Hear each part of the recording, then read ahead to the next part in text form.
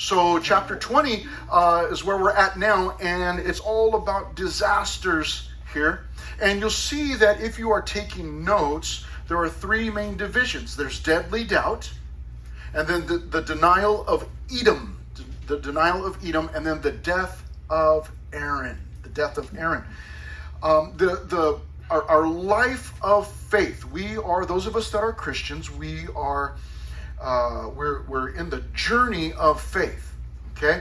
And even those of us that maybe are not Christians, if you're not a Christian here, you're still living a life of faith. You're still on a journey.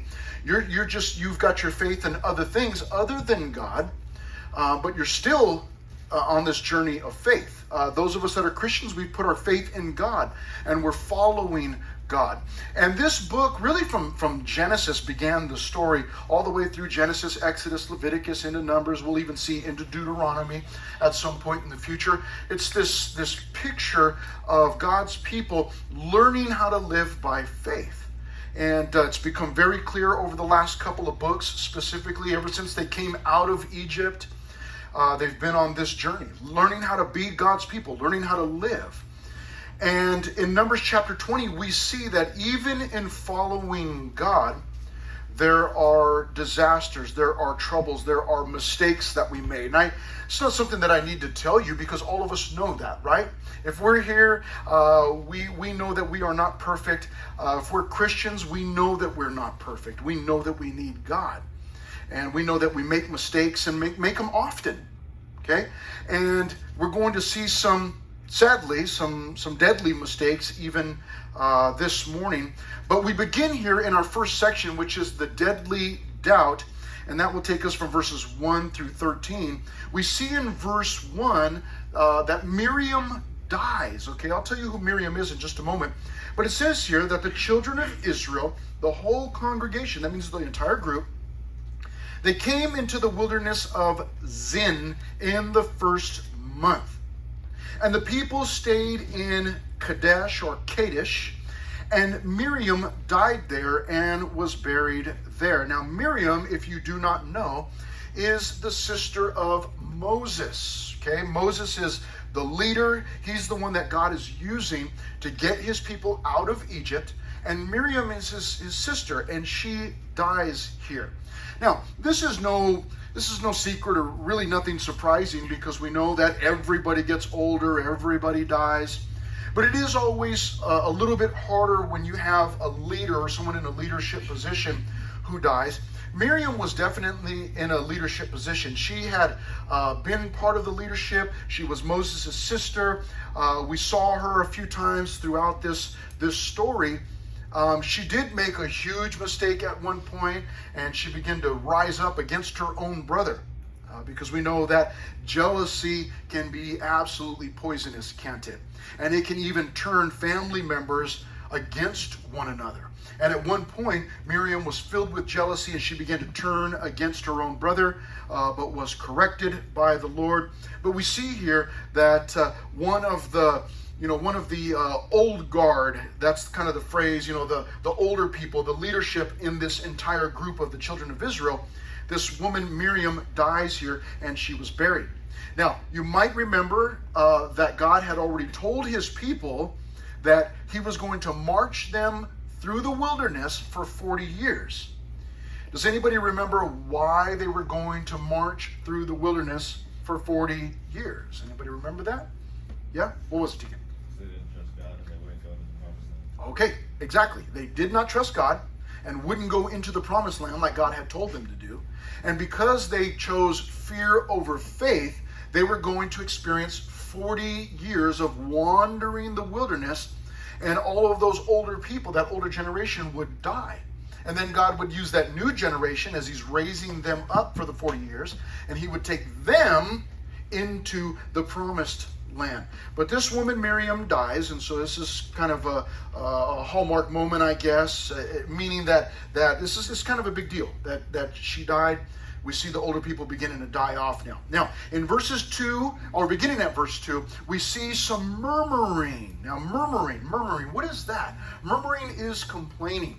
It's like mumbling under your breath. Now, I know that there isn't anyone in here that ever murmurs. So I will give you an example because you don't have a clue as to what murmuring is. It would be like somebody's parent telling them to do something like, hey, you need to go do your laundry, or you need to go pick up the dog mess outside, or you need to go, clean your room, or you need to go get to your homework. And it would be the son or the daughter complaining kind of under their breath, murmuring, and maybe as they're walking away, Now, I know that none of you ever do that. So I wanted to make sure that gave you an example. There are some students out there, some young people that do that. Terrible people. None of us. Okay, I never did that to my parents. Okay, and I'm sure none of you ever did it. But here they are murmuring, and look what it says in verse 2. Now there was no water for the congregation. That's a big deal. Now if there was going to be something to murmur about, a lack of water would be something to murmur about.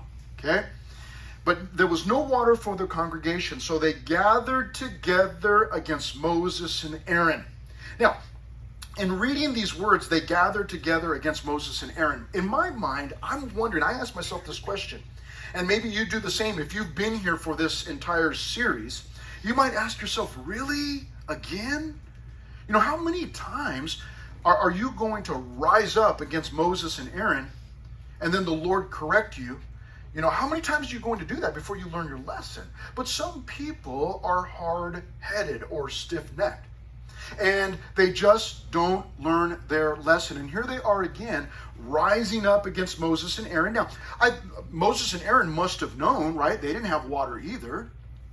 But I think it would have been appropriate for people to come to Moses and Aaron and voice their concerns. Hey, Moses and Aaron, there's not enough water, obviously. So can we seek the Lord? Can we pray? Can we get some water here? But instead, what they do is they immediately begin to murmur, to complain. And so we read in verse 3, and the people contended with Moses. Now that word contended is like a boxing match. You have contenders in the ring. Two guys, or even these days we have two, you might have two women, get in the ring. There's contenders, and they are contending with Moses. And they spoke in verse 3 saying, if only, here's what they said, if only we had died when our brethren died before the Lord. They're in such bad condition that they say, I wish that God would have just killed us the same way that he killed the others. Like when he opened up the ground and people fell in, and then he closed up the ground and just swallowed them up. That would have been way better than being here with you, Moses and Aaron, and not having water. Incredible. It is incredible. It is incredible to the lengths or the depths that we will go to when we get angry, when we're upset, when we feel like we're desperate. Man, I wish that I was just dead. Many of God's people have said these words, or at least similar words. People who got upset because God didn't give them what they wanted, and they got upset and they began to go to these extremes. And here are God's people again saying, "Man, I wish I was just dead," And so in verse 4, they ask this question: why have you brought up the assembly of the Lord into this wilderness, that we and our animals should die here? Now this is a funny question.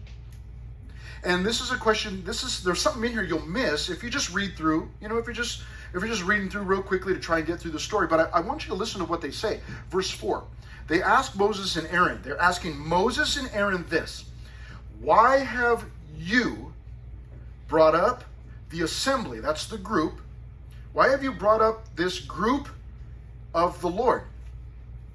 You see what they're asking there? They're recognizing that this group of people belongs to the Lord. But they're asking Moses and Aaron, why did you bring them up? See, it's silly, because they're recognizing that this is a group these are God's people. So it seems like they should be asking God, why did you bring us here? But they don't. They direct their question at Moses and Aaron. They're the wrong people to ask, really. Now, these are the spokespeople, that is true. But this would have been a question that was better, directed at God. God, what's going on? And really, the question is not even a good question. They should have just said, Lord, would you please provide water? And do you think that the Lord would not have provided water? He certainly would, and we'll see that he does. But in verse 4, why have you brought up the assembly of the Lord into this wilderness, that we and our animals should die here? Now, the truth is that all of these people that are complaining, they are going to die there, and their animals will die. But that's not God's fault. God was taking them to the promised land. He gave them one thing. You had one thing to do, and that was step over the border into the promised land and go claim the land. But they did not do that. And so because of their unbelief, because of their fear, they turned away from the border and they went back into the wilderness. And because of that, what they did was, instead of choosing life and freedom in the new land, in the promised land, they chose death and fear in the wilderness. They did this to themselves. There's a lack of water. Think about this. They don't have any water. Now, some of you have been here. What is this? The promised land. It's called the land of Canaan. But there's another phrase or name or description that God gave to it. He called it the land that was doing something. Does anybody remember what that was? It was the land flowing with milk and honey, right?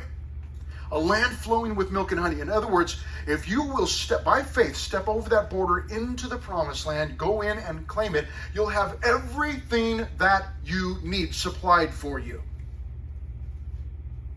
But their fear held them back, because fear always holds us back, doesn't it? It always holds us back. Now, the truth is that fear can oftentimes be a good thing.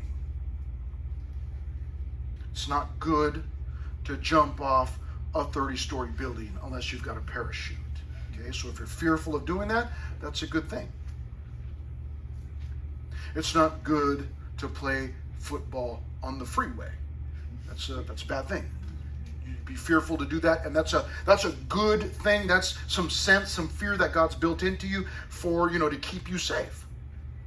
But you guys understand what I'm saying when I say that fear will always hold us back from really living to the fullest, to really reaching our full potential. It is always fear that holds us back. I am afraid of heights. I hate being afraid of heights. And so whenever I can, I try to get myself, if I'm in a position where I'm in some high place, I try to get myself, work myself over to the edge, and just calm, bro. Don't push me, don't pull me, don't force me. You can make fun of me if you want. I really don't care. But eventually, I'm gonna get to the edge, and I'm just gonna do my best to look over. And it's really, really difficult. I can watch videos, on YouTube or Instagram or whatever. See a video of some insane person up on some high ledge, hanging off the edge. All these videos that they show now. Just watching those, my palms will start to sweat. Some of you might be like, you get scared and your armpits start sweating. Me, it's the palms. And I can watch a video and it's like, oh my gosh, my palms are sweating. I don't want to watch that anymore. But even if I'm out somewhere and I'm on some ledge and I'm looking over, it's like, oh man, my palms are sweating. But I want to push myself out there because I hate being afraid. And I've tried not to pass that on to my kids. When my kids were younger, when they were little and growing up, I tried not to pass that on. Obviously, to a point, I want them to be, to have some fear and not, go to the edge and lean way over and fall off, obviously. And so at some point it's like, okay, that's enough. Because, sometimes little kids, they don't have any sense and they just, they might just do something. But I tried not to pass my fear on to my kids. And, if there's some high place or some scary thing, no, just do it. Just go for it. I'll stand over here and watch, but you go ahead. And some of them are afraid of heights also. But their fear, these people, their fear kept them from entering into the promised land. And so as a result of that, there's now a lack of water. See how that happens? These are God's people. And we're God's people. And yet there can still be times in our lives where we're not living by faith. Yes, we've placed our faith in Jesus. Yes, I believe that, I'm saved. Yes, I believe those things. But there can still be instances in our lives where God is calling us to do something, but I'm fearful and I don't step over that border by faith into this, into the directions that God has given me. And I go back, and what I do is I can find myself filled with fear. I've allowed fear to overrule my faith. And then I can, in that instance, I find myself lacking. Most often, I lack peace when I'm not living in obedience to God, when I'm not living by faith, when I'm living by fear. What I most often sacrifice is my peace. It then stirs in my mind and it burdens my heart. And it might even keep me up at night, sleepless nights, knowing that, oh man, I know God wanted me to do this thing. I know it, and I didn't do it. And you may even come back looking for a second chance. God, please, I'm ready to go now. Let me go. And there may or may not be a second chance. Sometimes there isn't another opportunity where God gives you an opportunity to maybe take another shot at it. But oftentimes those opportunities are just gone. You might get an opportunity to do something, it may be in a different way. Because God doesn't just give up on us. But fear is always going to hold us back. No doubt there are some of us in here. This is not a humongous group of people, but it's large enough that there are some of us even this morning that are struggling with this very thing in our lives.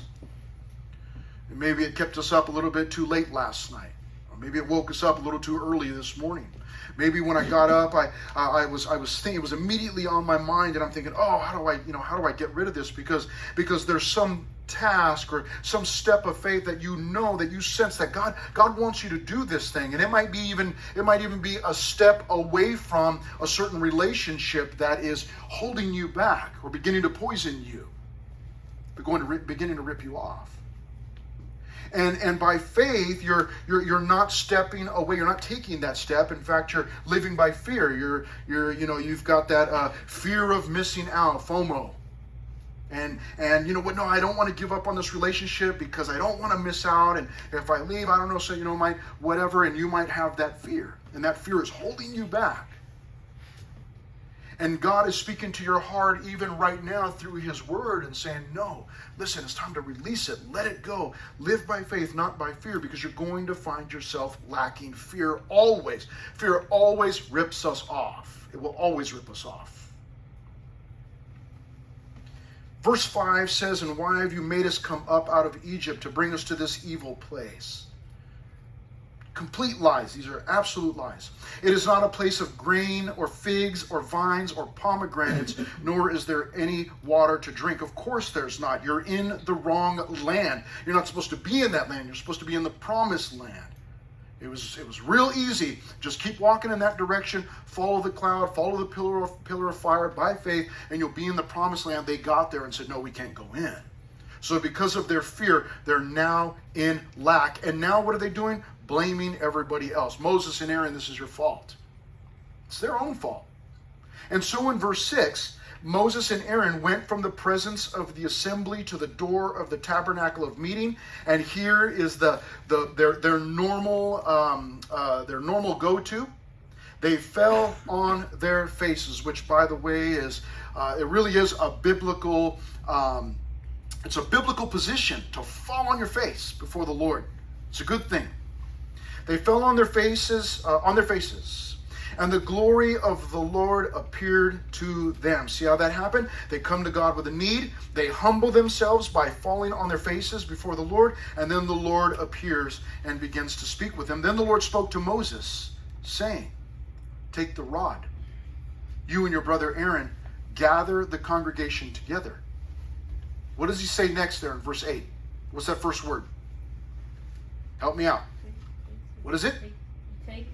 He says in verse 8, take the rod, you and your brother Aaron, gather the congregation together and do what? What does he say to do to the rock? Speak to the rock. Thank you very much. He says, speak to the rock before their eyes. Speak to the rock. Now, this is funny because we're not there. Obviously, this was obviously this would have been obvious to Moses and Aaron, but we're not there. And so when God says, speak to the rock, we go, which one? Aren't there like billions of rocks out here? Which rock are you talking about? They're in the wilderness. The wilderness, what's in the wilderness? A bunch of things, but one of the things is rocks. Which one am I supposed to speak to? Well, it must have been obvious to them. And he says, speak to the rock before their eyes, and it will yield its water. Thus you shall bring water for them out of the rock and give drink to the congregation and their animals. Everybody will be provided for. All you need to do, take your staff and go talk to the rock. For all of you tree hugger types, just go out there and talk to nature, right? Just go talk to the rock. Okay. And so in verse 9, what we then see is this case of mistaken identity. What? Verse 9. So Moses took the rod from before the Lord as he had commanded him. Did God tell Moses to take the rod? You're not sure. In verse 8, take the rod. Okay, I'm going to ask you a trick question. Did God tell Moses to take the rod? Yes. Yeah, all right. Yes, some of you are following along. So Moses took the rod from before the Lord as he commanded him. So far, so good. Verse 10.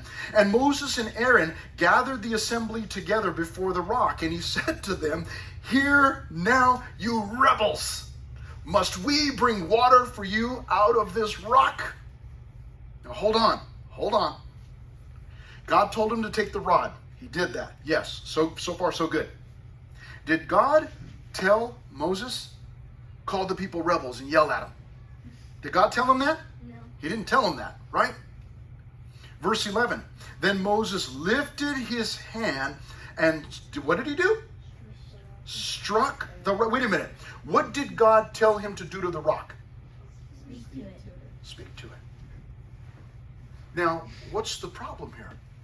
Is Moses just kind of like, I can't speak to the rock. Come on. You know, it's like, it's a rock. I can't talk to it. It'd be better if I just hit it. Here, let me hit it. That's better. Is that what's going on here? Well, let's find out.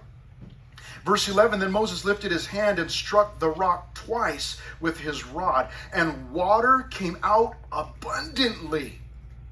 So Moses did not follow instructions, and yet God was merciful to the people and provided water. And the congregation and their animals drank. Then the Lord spoke to Moses and Aaron. Dun, dun, dun, dun. As the people are rejoicing, oh, water, they're drinking water and bringing their animals, and, everybody's getting water and they're getting their fill. And God says, hey, Moses and Aaron, would you come here? And calls them, step into my office. There's an issue, there's a problem. Verse 12. Then the Lord spoke to Moses and Aaron, because you did not believe me. Because you did not believe me. Because you did not believe me, to hallow me. Hallow. Oh, that's like Halloween, right? What it means is that you didn't glorify me in the eyes of the children of Israel. Therefore, you shall not bring this assembly into the land which I have given them. You see, God had said this older generation is going to die off in the wilderness. And I'm going to bring the younger generation. And at that point, Moses was still the leader, and God was eventually going to raise up this younger generation. Moses would be much older, obviously, but he would lead them into the promised land. Well, it has just been decided because of Moses' lack of belief that Moses will not lead them into the promised land. Moses will not get to see the promised land. And we go, man, that's harsh. Like, Moses has been with these people, and he'll continue to be with them. He'll continue to lead them for a while. But Moses has gone through all of this mess, God. I mean, he listened to all of their complaints, all of the plagues, with Pharaoh, and and he's heard all of their complaints, and people, his own sister coming against him. I mean, all of these things that Moses has had to endure, and then he makes this one mistake, and he strikes the rock instead of speaking to it, and all of a sudden he's not allowed to go into the promised land. Really? And we see that as a harsh decision, and we go, man, what's the problem? I mean, so he didn't believe. All of the people did that. All of the people have struggled with unbelief. Why Moses? Why would Moses not be allowed to go in? Well, we're told there, because you did not believe me.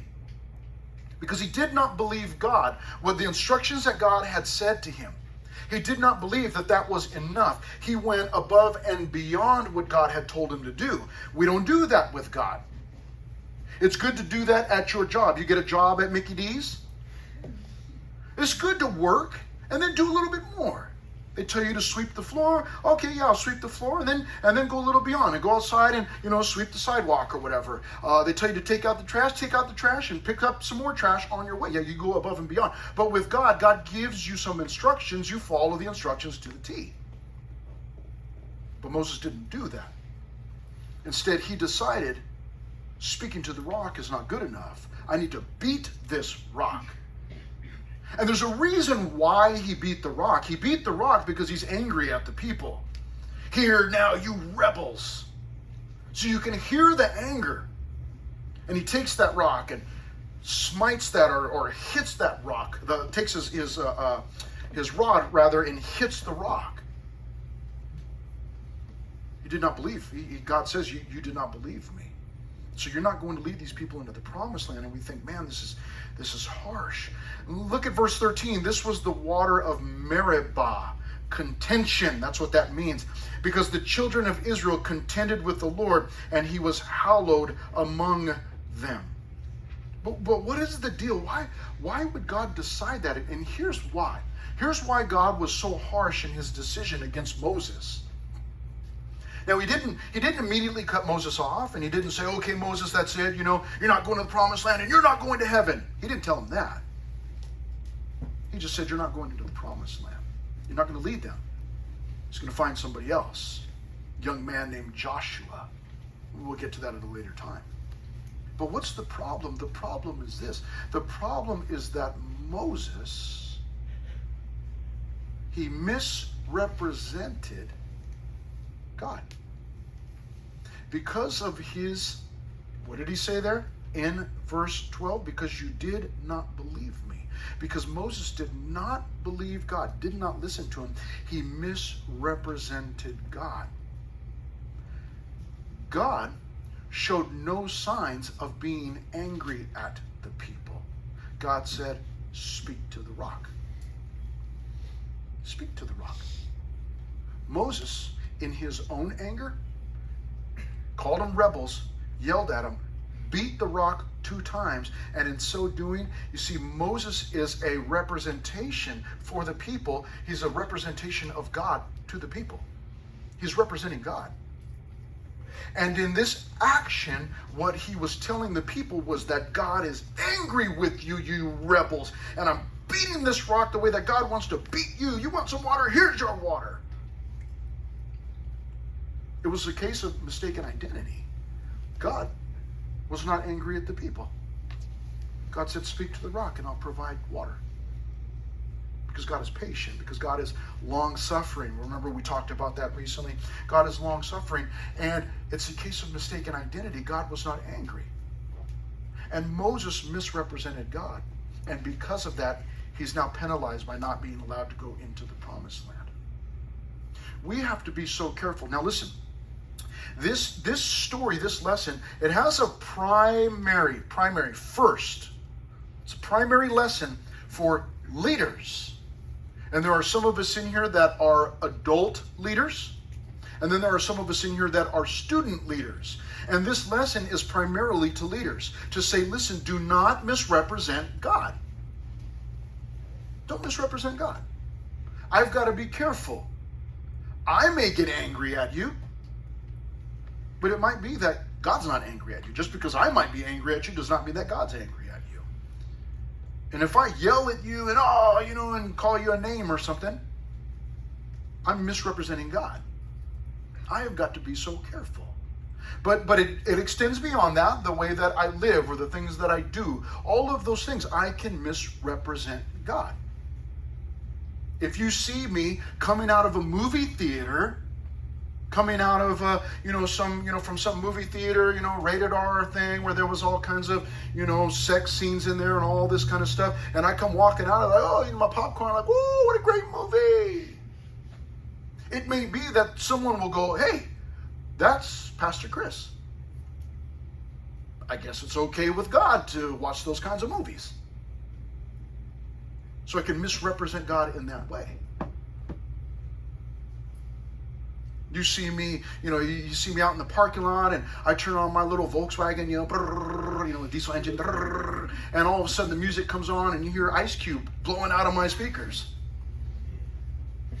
And you go, oh, I guess God's okay with listening to that kind of music. I misrepresent God. I have got to be so careful. Moses misrepresented God, and because of that, he's penalized by not being allowed to go into the promised land.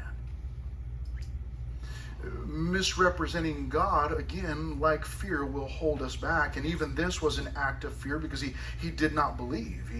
What God told him is like, okay, I'll go to the rock and but speaking to it, come on, I'll just beat it again. Now, this actually happened once before. The first time that God provided water from a rock, God told Moses, hit the rock. He told him, strike the rock and water will flow. And Moses went and struck the rock and water flowed. So the second time, as Moses is there talking with God, or God's talking to Moses, speak to let's do it like we did the first time. Plus I'm angry, so let's just yell at you rebels, and strike the rock 2 times and water comes flowing out. Well, it worked the first time, but see, those were the instructions for the first time. This is the second time. And God this time said, no, you got to speak to it. Now, there's a valuable lesson here. How many of you came here to learn something this morning? If you did, raise your hand, okay? If you're still waking up, that's okay. You can go back and watch the YouTube video later and learn something. But those of you that are here to learn something, let me share something with you. This is extremely important, okay? There's something called typology, okay? Everybody say typology. Typology, okay? That is the science of typing. No, I'm just kidding. It's not really. You're like, no, I got that down. I can type real well. No, typology is the study of types in the Bible. Types. And there are lots and lots of types in the Bible. However, there are also lots and lots of made-up types in the Bible. Let me see if I can explain this to you without taking too long. If you've got your Bible, keep your finger in Numbers and then go over to 1 Corinthians chapter 10. Some of you have been through Corinthians with us. 1 Corinthians chapter 10. If you came to learn something this morning, you're going to learn something very valuable right now. All of this has been valuable. But as far as studying the Bible, believe it or not, some of you are going to, as you get older, you're going to be Bible teachers. Believe it or not. I know, I don't believe it either. No, I'm just kidding. Some of you will. Some of you will as you get older, you'll end up being Bible teachers. Men's studies, women's studies, or maybe a study on your campus, or whatever it might be. But you're gonna need to know this at some point. In 1 Corinthians chapter 10, beginning at verse 1, we read these words: "Moreover, brethren," Paul's writing, "I do not want you to be unaware that our fathers," that's our forefathers, our people, "were under the cloud. All passed through the sea." Now, what Paul is referencing there in the New Testament, he's referencing this story that we're talking about. Not this specific story, but just the entire story. And he says they went under the cloud. That's the cloud of God. And they all passed through the sea. That's the Red Sea. And he says in verse 2, all were baptized into Moses. In other words, they were identified with Moses by the cloud and the sea in verse 2. Verse 3, all ate the same spiritual food. Speaking about the food that God provided for them, the manna. Verse 4, and all drank the same spiritual drink. For they drank of that spiritual rock, look at this, that followed them. Now that's really strange. I'm going to be honest with you right away. I don't know exactly, what does that mean? There was a rock following them through the wilderness? I don't exactly know what that means. Now, it's very possible that there was the same rock that they had before. And whether, I don't know, but it doesn't, that's not the point. For they drank of that spiritual rock that followed them, and that rock was who? Christ. So now, you can stay there in 1 Corinthians because we're not quite done there. But now we understand that the rock that we're talking about over in Numbers chapter 20 is a type. You go, oh, I didn't know you were going to get back to types. That's a type. How do we know that? Because the New Testament tells us that. It just told us that rock was Christ. In other words, that rock was a type or a picture or a foreshadow of Christ. How do we know that? Because it's in the New Testament. Now let's read on here, verse 5. But with most of them God was not well pleased, for their bodies were scattered in the wilderness. Wow, sounds like a modern day movie. Now verse 6, look at this. Now these things became our examples, to the intent that we should not lust after evil things as they also lusted. He goes on to explain some other things, but look at verse 11, 1 Corinthians chapter 10, verse 11. Now, these things, the word all is not originally in there. Now, these things happened to them as examples. Okay? You can go back to Numbers chapter 20 if you'd like. We're done with 1 Corinthians chapter 10. But we understand that this rock is a type. And we know that because it tells us that in the New Testament. We have the story in the Old Testament, and then we have we're told that it's a type in the New Testament. So you have a type in the Old Testament, and then if you're taking notes, there's the antitype in the New Testament. So the Old Testament is the type, that's the picture. New Testament, if it's talked about, that becomes the antitype, A-N-T-I-T-Y-P-E, antitype. In other words, you've got the type or the picture over here, and then over here you've got the fulfillment of that. That's how we know that. Okay? Now, why is this such a big deal? It's a big deal because if you go to YouTube or some other place and you look up the popular pastor or preacher or whatever, and you can listen to them, and they might have all kinds of types, and you go, oh man, I didn't know it meant that. We've got to be careful because Bible teachers will do that oftentimes. This music stand is a type of God because it's stable, it's straight, it's constant, it never changes. See, there's a problem with that. That might make your heart go, ooh, that's so awesome. I feel so spiritual. But there's no truth in that. Why? Because I just made that up.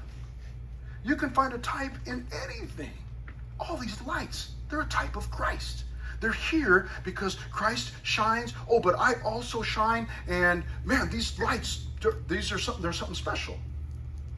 But how do we know that? But see, Bible teachers will do that all the time. They'll be going through the Old Testament and find all kinds of pictures in there. Now, there's a difference. There are types. How do we know what a type is? We know what a type is because it talks about it in the Old Testament. But it also talks about it in the New Testament. Like we saw clearly in 1 Corinthians, that rock was Christ. Oh, so now when we go back to our story, we go, oh, that rock was a picture of Christ. And we're going to come back to that story in just a moment and probably won't get any further than that because we got to shut it down pretty quick here. But there are two different ways of looking at these things. There's a type, which is it's in the Old Testament and the New Testament. And then there are illustrations. Illustrations, plenty of them. Plenty of illustrations. Joseph. A lot of people believe that Joseph in the Old Testament is a type of Christ. That's a great picture, except the New Testament doesn't say that. So then it becomes a great illustration. Wow, Joseph in the Old Testament is a great illustration of Jesus. He was mistreated by his own family. The people that he was part of their family, they mistreated him, sold them into slavery. He experienced all kinds of hardships, and then he rose to power. That sounds a lot like Jesus. Yes, it does. That's a great illustration, but it's not officially a type. Why? Because it doesn't say that in the New Testament. So when I'm studying the Old Testament, all kinds of great pictures in there. And we know from the book of Hebrews that the Old Testament was written. The book of Hebrews tells us that those things were written for our admonition, or for our, to learn lessons. But that doesn't mean that everything in the Bible. It's a big deal, because if I just go, oh, everything's a type, well, why? Because I say it is. Well, where's the limit? Where's the guardrail? How do I know how far to go with this thing? Then I can just make up all kinds of types. And I can say, well, Abraham, he's a type of this, or, this person, or that thing, or, oh, that plant, that tree, oh, that was a type of whatever. I can come up with those all day long. But see, what I want to be careful of, here's the overarching lesson is this, that when it comes to the Bible, when I'm studying the Bible and teaching the Bible, what I want to do is teach what's there. I don't want to make up all kinds of fantasy things about what it might mean and what it could mean, and all these secrets. And you can get on YouTube, and there's thousands of them. You can find Bible teachers. They just come up with all kinds of things. Some little old lady sitting in her living room, with her cats or whatever, and she's just teaching the Bible and coming up with all kinds of crazy pictures. Like, wow, Pastor Chris never told us that. Yeah, because it's not there. It's not there. She just made that up. So you've got to be careful. You've got to be asking questions and not just going, oh man, that's so cool. Look at this guy, how he moves around the stage, and he's a good looking guy or whatever, and he's smart or whatever. And we got to say, hey, what he's saying is the truth. Where did he get that from? And I know I've read a lot of good Bible commentators, guys that will explain the Bible, that will explain the Bible. And sometimes they come up with things, and I'm reading going, that sounds great, except where did you get that from? I'm not sure where you got that from. Did God just speak some special knowledge to you? Because if that's what you're claiming, where does that stop? If God just spoke that special little knowledge to you, you might call me up tomorrow and tell me, hey, God just spoke some special knowledge to me, and he wants you to donate your car to me. He knows where I live. Why didn't he come and tell me? So we've got to be careful. What we want to do when we're studying the Bible, teaching the Bible, listening to a Bible teacher, what we want to do is find out what's in the Bible, what's there, what's in the story, what's in the lesson. No more, no less. I don't want to make up all kinds of things. I just want to find out what's there. So it might be that you come here and you go, oh, Pastor Chris, he's okay. It's okay. But he's not as good as, this other guy, man, on YouTube. He's got all this inside secret info. Yeah, because he's making it up. I could do that too. Yeah.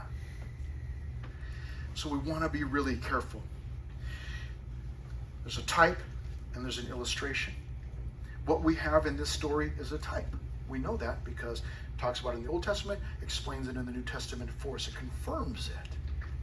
Now, going back to our story, here's where we'll finish. If the rock is a type or picture of Jesus, we know that because that's what Paul said in 1 Corinthians. Then we can understand a little bit better why God cut Moses off. You see, the first time now, I told you, that happened once before where God provided water from a rock in Exodus. If that rock is a picture of Jesus, then here's what we understand. Jesus was struck or died how many times? Just once. Just once. That happened the first time.